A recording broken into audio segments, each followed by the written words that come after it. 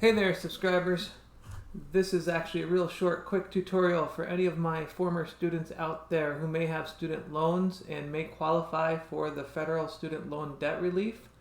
What you should do is you should fill out the application just to be on the safe side that you will get the federal money that's available to you. Just head over to studentaid.gov.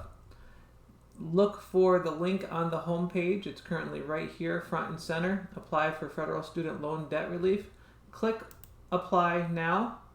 Read over the eligibility guidelines. Make sure that you are eligible, which in many cases you should be and will be. You can get $10,000 or $20,000 back. Fill out the borrower information. It should only take you a matter of a couple of minutes. Yes, you have to give your social security number and date of birth. It's completely secure.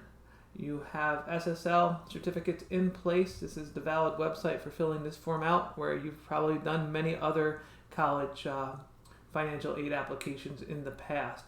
So fill out the form, review what you've entered and the criteria one last time, provide a signature and hit submit. Should take you no more than 5 minutes. I hope you find this useful and good luck in receiving your funds back. Thank you.